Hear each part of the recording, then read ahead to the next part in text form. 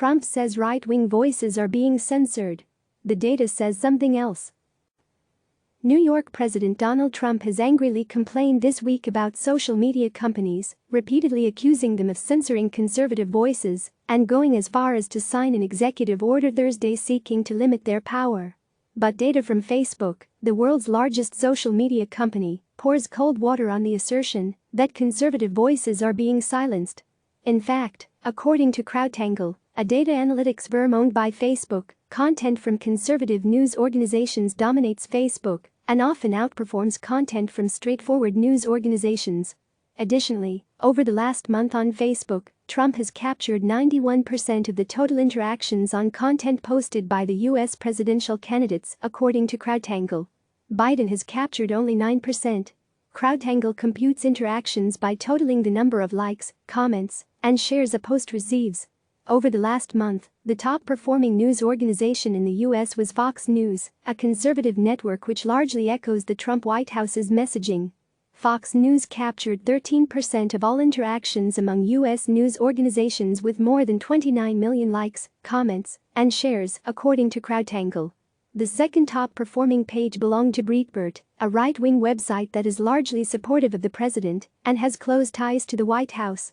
Its Facebook page accounted for 9% of the total U.S. media interactions over the last month with more than 20 million likes, comments, and shares.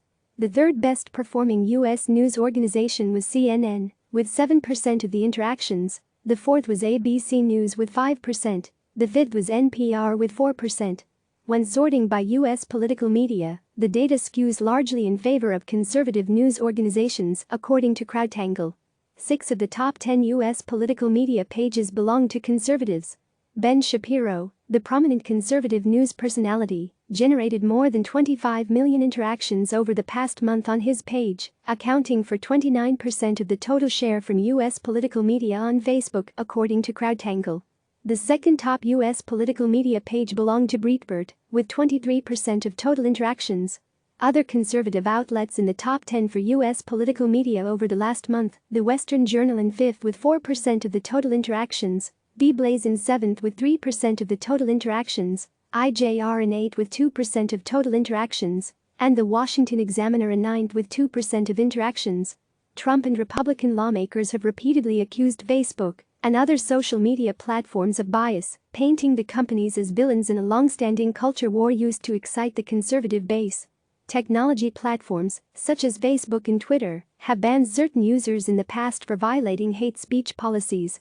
In a widely covered move, Facebook, YouTube, and Apple booted right-wing conspiracy theorist Alex Jones from their platforms in 2018 for violating hate speech and harassment policies.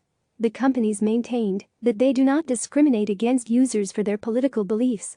But the nuance has been lost on Trump, Republican leaders, and members of the conservative media.